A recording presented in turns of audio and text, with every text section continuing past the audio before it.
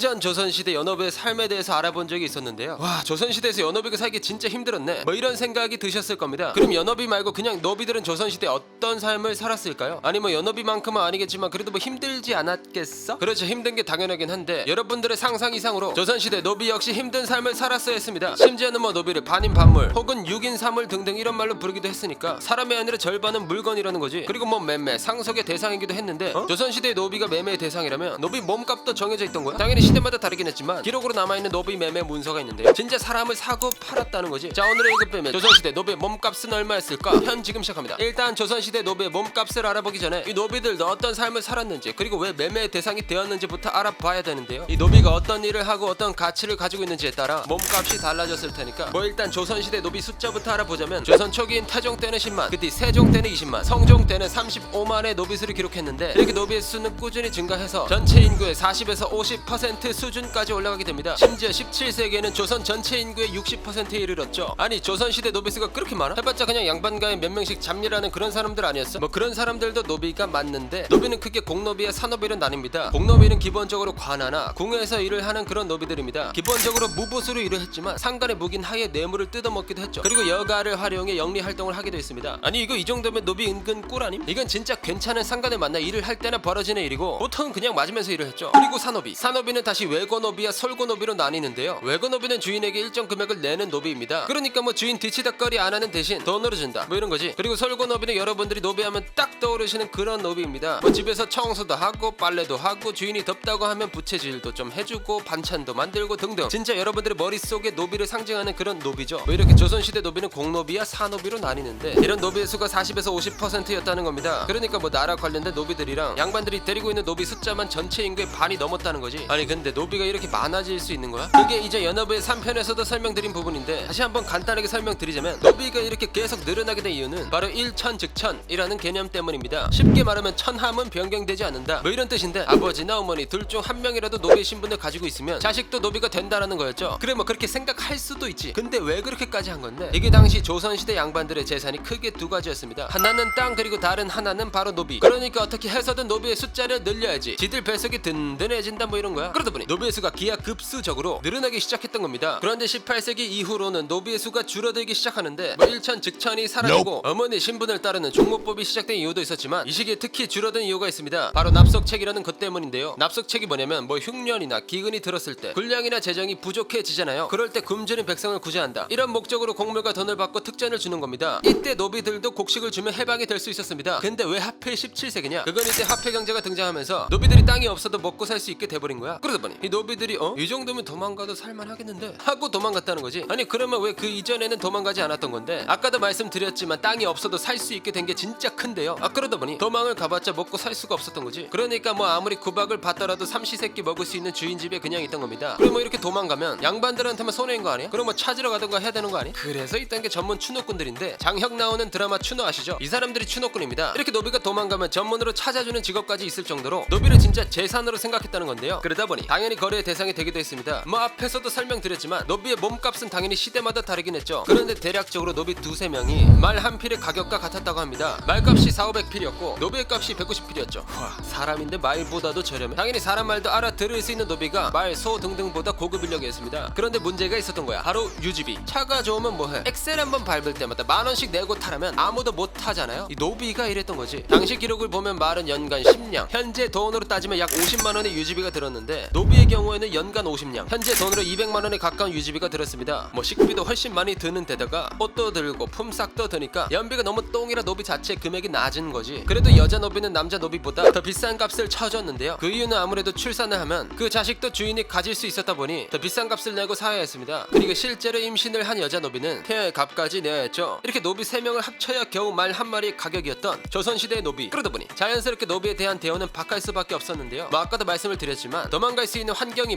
만들어지자마자 도망을 다닌 걸로 봐서는 노비에 대한 대우가 당연히 안 좋았다고 할 수 있죠. 이전의 생활이 진짜 말도 안 되게 힘들었다는 거지. 연노비의 3편에서도 보셨다시피 노비의 삶은 진짜 만만치 않은데요. 노비의 삶이 얼마나 힘들었는지 이런 일화도 있습니다. 이제 막 겨울이 끝나고 봄이 오는 도중이었는데 그러다 보니 이 한강물이 녹다 만 거야. 단단하게 얼지도 않고 아예 녹지도 않고. 근데 뭐 한강 위를 건너가야 하는 사람들은 얼음이 얼어 있으니까 그냥 건너던 상황이었죠. 그런데 이게 녹다만 얼음이다 보니 많은 행인들이 빠져 죽었는데 그때 한 의금부 노비가 쌀을 지고 강을 건너고 있었습니다. 아니나 다를까 결국 결국 얼음이 깨져 몸의 절반만 얼음 위에 걸치게 되죠. 그러자 같이 가던 사람이 이런 말을 하게 되는데, 등에 지고 있는 짐을 풀어버리면 살 수 있네. 당신이 나보고 이 짐을 버리라고 한 거요. 이 짐 버리고 살아나는 순간 그럼 난 죽은 목숨인 거. 살아서 어떻게 그 고통을 다 겪으라고. 이렇게 대답했다는 겁니다. 결국 이 노비는 얼마 지나지 않아 물에 빠져 죽고 말았죠. 이 일화에서도 알 수 있듯이 차라리 죽는 게 나을 정도로 노비의 삶이 가혹했다는 겁니다. 실제로도 노비는 주인에게 학대를 당하거나 하더라도 신고를 할 수 없었는데요. 심지어는 주인이 노비를 죽여도 큰 처벌을 받지 않았죠. 그리고 주인은 노비를 직접 처벌할 수 있었습니다. 개똥아 이리 와봐라. 너 내가 청소 다 해놓으라고 했어 안 했어? 엎드려 뻗쳐. 물론 나라에서는 노비의 코를 베고 불로 지지는 식의 가혹행위를 금지했지만 이런 걸 일일이 신경 쓸 리가 없었죠. 실제로도 주인은 자신의 소유인 노비를 마음대로 처벌하고 죽일 수 있는 생살권을 가졌었습니다. 만약 법을 무시하고 가혹행위를 저지르더라도 신고를 못했는데, 당시 조선에서 주인은 부모와 같은 위치로 취급했습니다. 그러다 보니 노비가 주인을 신고하면 부모를 신고한 게 돼버리는 거죠. 이 유교 국가에서 이걸 눈두고 볼 수 없잖아요. 결국 신고를 한 노비는 더 큰 죄를 물어야만 했습니다. 그리고 노비와 주인의 간통 역시 참형으로 다스렸는데, 나라에서 정해놓은 대로 보면 부모랑 정불이 난 거 아니야? 그래서 이런 경우에는 간통죄가 아닌 폐륜법으로 다뤘다고 합니다. 아무리 그래도 사람한테 그래도 돼? 뭐 이런 생각을 하실 수도 있는데, 그래도 자신의 노비 이외에 다른 사람 소유의 노비는 함부로 대할 수 없었습니다. 그러니까 내 주인 말고 다른 양반들은 날 못 건드렸다는 거야. 만약 건든다고 하면 이게 재산권 침해가 돼버리는 거지. 그런데 자신의 소유인 노비에 대해서는 자신 마음대로 할 수 있었습니다. 진짜 거의 모든 것을 할 수 있었죠. 그러다 보니 당시 수많은 연노비들은 주인에게 강간을 당했습니다. 심지어는 이 노비의 주인에게 허락을 맡으면 강간을 하는 게 가능했죠. 물론 조선시대 모든 노비들이 이런 일을 겪은 것은 아닌데요. 아예 사람 대우를 안 해준 건 아닙니다. 노비 역시 재산을 가질 수 있었고, 심지어는 노비가 노비를 가질 수도 있었죠. 이런 노비는 16세기 당시 전체 노비 2~3%나 됐다고 합니다. 그리고 결혼도 하고 살림도 차릴 수 있었는데, 물론 노비의 종류에 따라 할 수 있는 노비가 있고 아닌 노비가 있었죠. 그리고 노비가 결혼도 하고 애도 낳고 하면 출산 휴가도 주어졌습니다. 특히 관아에서 노역을 하는 노비들은 이 출산 휴가가 꽤나 확실하게 주어졌는데, 세종대 관비의 출산 휴가를 7일에서 100일로 늘려주고 남편도 1개월의 출산 휴가를 줬다고 하죠. 그래 뭐 모든 노비들이 다 힘들게 살진 않았겠지. 근데 이 노비가 현대에는 없잖아. 언제 사라진 거야? 그게 1801년 어린 순조를 대신해서 수렴청정을 맡은 정순왕 후 시절이었는데, 당시 66,000명분의 공노비 문서를 소각하라는 명령을 내립니다. 이걸 왜 했냐면은 당시 뭐 가짜 족보가 엄청 생기면서 양반 수가 어마어마하게 늘었던 거지. 그냥 돈만 있으면 양반이 되었던 거야. 그러다 보니 세금을 거둘 수 있는 사람이 줄어드니까 나라는 난리가 났죠. 결국 노비를 해방시켜서 양인으로 만들고 세금을 걷었던 겁니다. 이렇게 나라의 재정에 따라 노비의 수가 증가하거나 감소하면서 노비제가 운영되다가 1894년 갑오개혁 때 노비제도가 공식적으로 폐지되었죠. 뭐 그렇다고 한 번에 모든 노비들이 사라지진 않았고 시간이 흘러 천천히 사라지게 되었습니다. 자, 그럼 부모가 노비라고 자식까지 강제로 노비가 되지 않는 오늘날에 감사하며 오늘의 1급 비밀 마치도록 하겠습니다. 그럼 다음에 또 다른 진실만을 담은 서류 1급 비밀 파일 두고 찾아오도록 하겠습니다. 감사합니다.